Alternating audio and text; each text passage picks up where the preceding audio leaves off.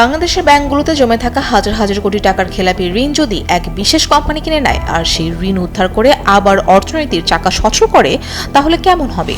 বাংলাদেশের ব্যাংক খাতে ঠিক এমনই এক বড় পরিবর্তনের উদ্যোগ নিতে যাচ্ছে সরকার। খেলাপি ঋণের পাহাড় কমাতে এবং ব্যাংকগুলোর আর্থিক সক্ষমতা বাড়াতে গঠন করা হচ্ছে বিশেষ প্রতিষ্ঠান ডিস্ট্রেসড সম্পদ ব্যবস্থাপনা কোম্পানি বা ডিএএমসি। নতুন আইনের মাধ্যমে এই প্রতিষ্ঠান খেলাপি ঋণ কেনা থেকে শুরু করে পুনর্গঠন, সম্পদ বিক্রি, এমনকি ঋণকে শেয়ারে রূপান্তরের মতো গুরুত্বপূর্ণ কাজও করতে পারবে। চলুন জেনে নেওয়া যাক কি পরিবর্তন আসছে বাংলাদেশের ব্যাংকিং খাতে। পদ্মা সেতু, মেট্রো রেল এবং এলিভেটেড এক্সপ্রেসওয়ে নির্মাণের গর্বিত অংশীদার বসুন্ধরা সিমেন্ট।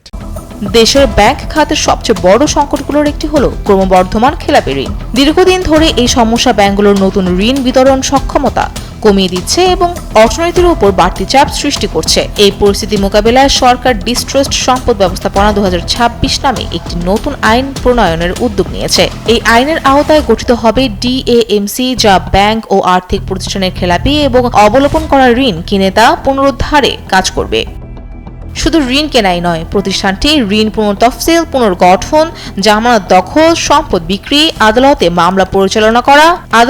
মামলা পরিচালনা এবং প্রয়োজন হলে ঋণকে শেয়ারে রূপান্তর করতে পারবে। এমনকি রুগ্ন শিল্প প্রতিষ্ঠানকে পুনরুজ্জীবিত করতে নতুন বিনিয়োগের ব্যবস্থাও করা যাবে। খসড়া আইনে আরো বলা হয়েছে, দেশি বিদেশি বিনিয়োগকারী ও বিভিন্ন ফান্ডের সঙ্গে যৌথভাবে বিনিয়োগ তহবিল গঠন করে খেলাপি ঋণ কেনার সুযোগ থাকবে। এই পুরো কার্যক্রম তদারকির জন্য বাংলাদেশ ব্যাংকের অধীনে গঠন করা হবে একটি স্বতন্ত্র নিয়ন্ত্রক ইউনিট, যার নাম হবে ডিস্ট্রেসড সম্পদ ব্যবস্থাপনা ইউনিট বা ডিএএমইউ। পাশাপাশি খেলাপি সম্পদ দ্রুত উদ্ধার ও বাস্তবায়নের জন্য থাকবে একটি শক্তিশালী টাস্ক ফোর্স। আইনের আরেকটি গুরুত্বপূর্ণ দিক হলো খেলাপি সম্পদের জন্য আলাদা ট্রাস্ট গঠন। ফলে ডিএএমসি কোনো কারণে দেউলিয়া হয়ে গেলেও ট্রাস্টে থাকা সম্পদের উপর অন্য কোনো পাওনাদার দাবি করতে পারবে না।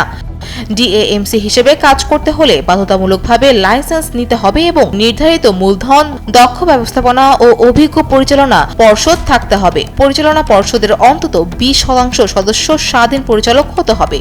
অন্যদিকে অর্থ পাচার, সন্ত্রাসে অর্থায়ন, প্রতারণা বা জনস্বার্থ বিরোধী কর্মকাণ্ডে জড়িত থাকলে তদন্তের মাধ্যমে লাইসেন্স বাতিল করা হবে। অর্থনীতিবিদ এম.কে. মুজিরের মতে, এই উদ্যোগ সফল করতে খেলাপি সম্পদের সঠিক মূল্য নির্ধারণ, রাজনৈতিক প্রভাবমুক্ত বাস্তবায়ন এবং শক্তিশালী তদারকি নিশ্চিত করা অত্যন্ত গুরুত্বপূর্ণ। এসব চ্যালেঞ্জ মোকাবেলা করা গেলে ব্যাংকগুলোর ব্যালেন্স শিট থেকে বিপুল পরিমাণ খেলাপি ঋণ দ্রুত সরিয়ে ফেলা সম্ভব হবে এবং নতুন ঋণ দেওয়ার সক্ষমতাও বাড়বে।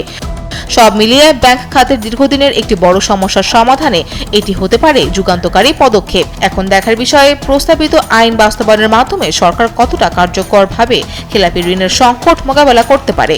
Fouzia Fariha, Daily Sun.